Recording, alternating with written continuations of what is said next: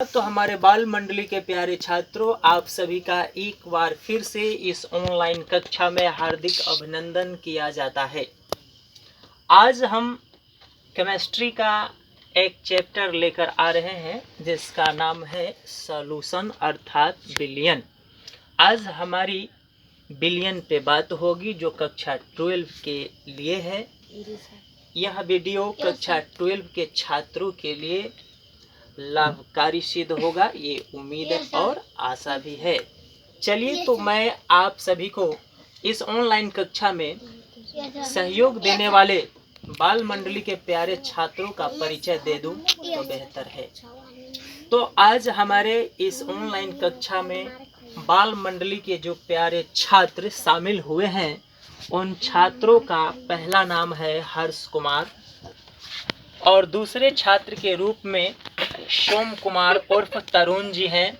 तीसरे छात्र के रूप में विशु कुमार उर्फ विश्वजीत जी हैं और चौथे छात्र के रूप में साहित्य कुमार जी हैं और पांचवें छात्र के रूप में बालाजी और छठे छात्र के रूप में झाला जी उर्फ दिव्यांशु कुमार जी हैं। तो चलिए, ये बाल मंडली के छोटे कलाकार थोड़े हंस लेते हैं, हंसना इनका स्वभाव है। खैर कोई बात नहीं, विद्यार्थियों को आज दिए गए टॉपिक पे ही ध्यान केंद्रित करना है। तो चलिए, आज हम सॉल्यूशन चैप्टर से संबंधित जो सिलेबस है, जो पाठ्यक्रम है, इस चैप्टर के अंतर्गत जितने सारे पॉइंट्स इंक्लूड हैं, उन सभी बिंदुओं का जिक्र करने वाले हैं। चूंकि कोई भी चैप्टर पढ़ना हो तो उस चैप्टर से संबंधित जो आवश्यक बिंदु होते हैं, उन बिंदुओं पर पहले एक नज़र डाल लेना जरूरी बनता है। हाँ, तो बाल मंडली के प्यारे छात्रों, आज मैं एक ऐसा चैप्टर लेकर आ रहा हूँ जिस चैप्टर का नाम है सॉल्यूशन। क्या है? सॉल्यूशन। और इसकी हिंदी होती है बिलियन। क्या होती है? बिलियन होती है। हाँ, तो ये बिलियन चैप्टर जो है कक्षा 12 के सभी छात्रों के लिए काफी महत्वपूर्ण चैप्टर है। इस चैप्टर से एग्जाम में बहुत सारे सवाल पूछे जाते हैं। एग्जाम ही नहीं बल्कि हमारे दैनिक जीवन में भी इस चैप्टर का काफी महत्वपूर्ण भूमिका है। तो चलिए, इस चैप्टर से संबंधित जितने भी आवश्यक पॉइंट्स अर्थात बिंदु हैं, उन बिंदुओं की चर्चा हम पहले कर देते हैं। उसके बाद बारी बारी से इन बिंदुओं की विवेचना की जाएगी। तो हमारे बाल मंडली के प्यारे छात्रों, सबसे पहले किसी भी चैप्टर की बात अगर करते हैं या पढ़ते हैं या समझते हैं या समझाने की बात करते हैं, तो सबसे पहला पॉइंट आता है, वो होता है परिचय। क्या होता है? परिचय। अर्थात इसको हम लोग इंट्रोडक्शन बोलते हैं। क्या बोलते हैं? इंट्रोडक्शन बोलते हैं। दूसरी पॉइंट है बिलियन के प्रकार। क्या है? बिलियन के प्रकार हैं, अर्थात इसको हम लोग टाइप्स ऑफ सॉल्यूशन कहेंगे। क्या कहेंगे? सॉल्यूशन कहेंगे। जी। उसके बाद तीसरा पॉइंट है इस चैप्टर से रिलेटेड, बिलियन के सांद्रण व्यक्त करने की इकाई। क्या है? बिलियन के सांद्रण व्यक्त करने की इकाई कंसंट्रेशन एक्सप्रेसिंग यूनिट है। उसके बाद अगला जो पॉइंट है वो है राउल्ट के नियम। कौन सा नियम है? राउल्ट के नियम है। उसके बाद हेनरी के नियम है। उसके बाद क्या है? हेनरी के नियम है। उसके बाद जो इसका बिंदु है इस चैप्टर में इंक्लूड, वो है बिल्यता। क्या है? बिल्यता। हाँ, बिल्यता है, जिसको हम लोग अंग्रेजी में सॉल्युबिलिटी कहते हैं। क्या बोलते हैं? सॉल्युबिलिटी बोलते हैं। उसके बाद अगला बिंदु है आदर्श और अनादर्श विलयन। क्या है? आदर्श और अनादर्श विलयन, यानी आइडल और नॉन आइडल सॉल्यूशन है। आइडल और नॉन आइडल सॉल्यूशन है। जी जी बिल्कुल यही है। अगला जो बिंदु है इसका, घोलों के अनुसंख्य गुण। क्या है? घोलों के अनुसंख्य गुण है, जिसको हम लोग अंग्रेजी में कोलिगेटिव प्रॉपर्टीज ऑफ सॉल्यूशन कहते हैं। क्या कहते हैं? कोलिगेटिव। हमारे साथ बोलिए आप सभी, कोलिगेटिव प्रॉपर्टीज ऑफ सॉल्यूशन। जी। अब अगला पॉइंट इसका है, वो है वाष्प दाब का आपेक्षिक अवनमन। क्या है? वाष्प दाब का आपेक्षिक अवनमन, यानी इसे हम बोलेंगे relative lowering of vapour pressure. क्या बोलेंगे? Relative lowering of vapour pressure. जी। अब इस लेसन से संबंधित अगला बिंदु है क्वथनांक का उन्नयन। क्या है? क्वथनांक का उन्नयन, जिसे हम अंग्रेजी में एलिवेशन ऑफ बॉइलिंग पॉइंट कहेंगे। और आप सभी मेरे साथ बोलेंगे, मैं जब बोलूं तो। एलिवेशन। क्या कहेंगे? Elevation of boiling point. चलिए, अब अगला बिंदु है हिमांक का अवनमन। क्या है? हिमांक का अवनमन, जिसे अंग्रेजी में डिप्रेशन ऑफ फ्रीजिंग पॉइंट कहते हैं। आप सभी मेरे साथ बोलेंगे, डिप्रेशन ऑफ फ्रीजिंग पॉइंट। चलिए, अगली बिंदु है परासरण और परासरण दाब। क्या है? परासरण और परासरण दाब, जिसे अंग्रेजी में ऑस्मोसिस एंड ऑस्मेटिक प्रेशर कहते हैं। चलिए, आप सभी मेरे साथ बोलेंगे, ऑस्मोसिस एंड ऑस्मेटिक प्रेशर। जी जी। अब उसके बाद अगला बिंदु है अनुसंख्य गुणों द्वारा अनुद्रव्यमान का निर्धारण। क्या है? अनुसंख्य गुणों द्वारा अनुद्रव्यमान का निर्धारण। अंग्रेजी में बोलेंगे डिटर्मिनेशन ऑफ मोलर मास। क्या बोलेंगे? Determination of molar mass. जी। और इसका एक अंतिम बिंदु है असामान्य आणविक द्रव्यमान। क्या है? असामान्य आणविक द्रव्यमान, यानी एबनॉर्मल मोलर मास। क्या बोलेंगे? एबनॉर्मल मोलर मास बोलेंगे। तो इस तरीके से सॉल्यूशन चैप्टर में जितने सारे पाठ्यक्रम शामिल किए गए हैं या जितने बिंदु इसमें सम्मिलित हुए हैं, उन सभी बिंदुओं के नाम की चर्चा आज इस कक्षा में की गई है। ठीक है। अब हम बात करते हैं परिचय की। पहले पॉइंट की चर्चा अर्थात इसका डिस्कशन जो है इस कक्षा में करना है हमें। तो समझ लीजिए आप सभी कि हमारे दैनिक जीवन में सभी जीवधारियों के लिए या सजीवों के लिए, ठीक है, बिलियन एक अहम रोल अदा करता है। क्या अदा करता है? अहम रोल अदा करता है। जीवन के हर एक क्षेत्र में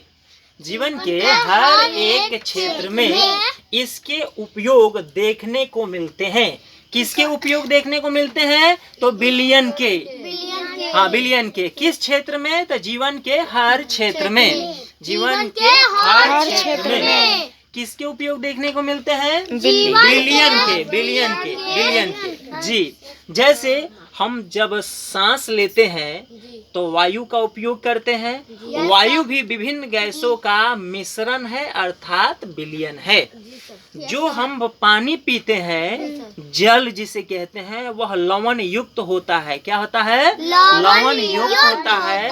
ये भी एक बिलियन का ही रूप है। जैसे हमारे शरीर में ब्लड है। क्या है? ब्लड यानी खून। ये भी क्या है, 1 बिलियन का उदाहरण है। जैसे यूरिन, क्या यूरिन, ये भी 1 बिलियन का ही उदाहरण है। जैसे हम सभी घरों में शरबत का इस्तेमाल करते हैं, किसका करते हैं, शरबत का इस्तेमाल करते हैं, ये भी क्या है, 1 बिलियन है। जैसे आजकल हम लोग अपने घरों में सुबह शाम दोपहर रात चाय का इस्तेमाल करते हैं, किसका इस्तेमाल करते हैं, चाय का इस्तेमाल करते हैं, ये भी 1 बिलियन का ही रूप है। ये क्या है जी, ये भी 1 बिलियन का ही रूप है। जैसे हम लोग आजकल ठंडे पदार्थ जैसे पेय पदार्थों में कोल्ड ड्रिंक्स का इस्तेमाल करते हैं, किसका इस्तेमाल करते हैं, कोल्ड ड्रिंक्स का इस्तेमाल करते हैं, ये भी क्या है, 1 बिलियन का ही रूप है। क्या है, ये सब बिलियन के ही रूप हैं। जी बिल्कुल। तो हम देख रहे हैं कि हमारे पग पग पर जीवन के हर एक क्षेत्र में बिलियन का इस्तेमाल किया जाता है। अर्थात समझ लीजिए जीवन की अधिकांश क्रियाएं बिलियन पर ही आधारित है। किस पर आधारित है, बिलियन पर ही आधारित है। यूं समझ ले कि यदि बिलियन ना हो तो हमारा जीवन अभावग्रस्त हो जाएगा। हमारा जीवन क्या हो जाएगा, अभावग्रस्त हो जाएगा। जी बिल्कुल। जैसे कुछ हम एग्जाम्पल यहाँ पेश करते हैं बिलियन के रूप में, आप सभी देखेंगे।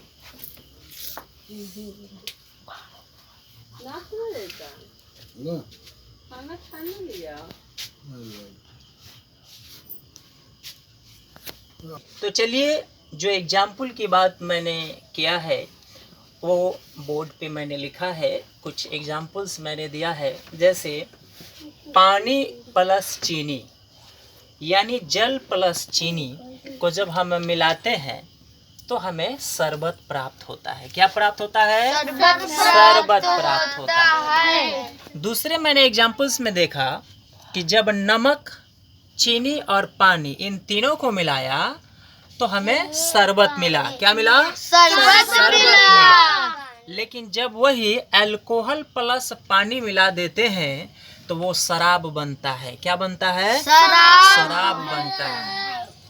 अगर CO2 और प्लस पानी दोनों को मिला दिया जाए तो इस हालात में हमें मृदु पेय पदार्थ प्राप्त होते हैं। क्या प्राप्त होते हैं, मृदु पेय पदार्थ, अर्थात कोल्ड ड्रिंक्स। क्या होते हैं, कोल्ड ड्रिंक्स प्राप्त होते हैं।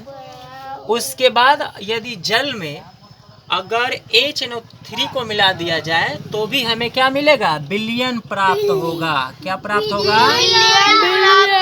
हाँ। उसके बाद जब हम जल में H2 मिला दे या N2 मिला दे या NH3 मिला दे या KNO3 मिला दे तो इन सब के मिलाने के फलस्वरूप क्या मिलेगा, बिलियन मिलेगा। क्या मिलेगा जी, बिलियन मिलेगा।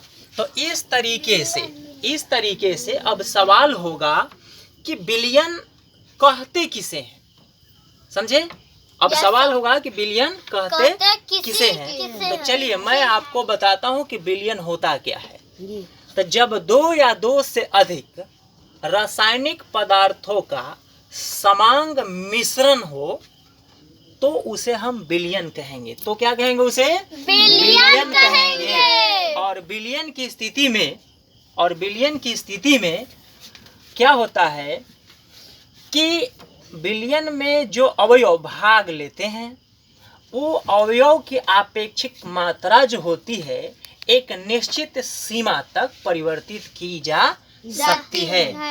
कितनी, तो निश्चित सीमा तक परिवर्तित की जा सकती है बिलियन का। दूसरे शब्दों में हम बिलियन को इस प्रकार डिफाइन कर सकते हैं कि बिलियन एक ऐसा मिश्रण होता है जिसमें 2 अधिक पदार्थ समांग रूप में मिले होते हैं। किस रूप में मिले होते हैं, समांग रूप में मिले होते हैं।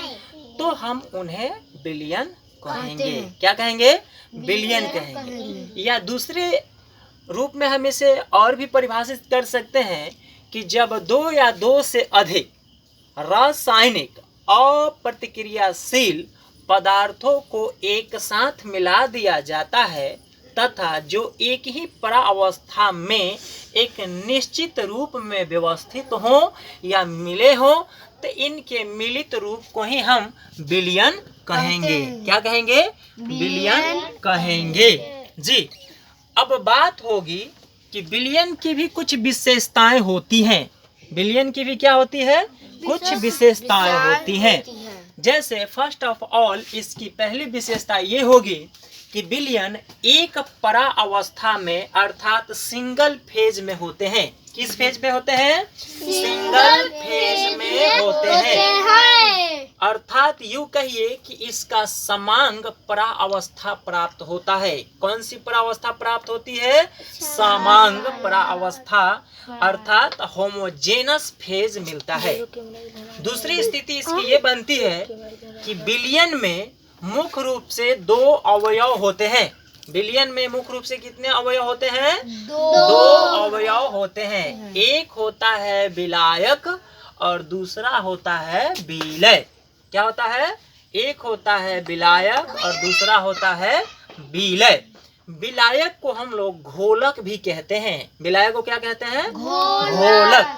और विलायक को अंग्रेजी में सोलवेंट कहते हैं। क्या बोलते हैं? सोलवेंट या डिजोल्वर कहेंगे। क्या कहेंगे?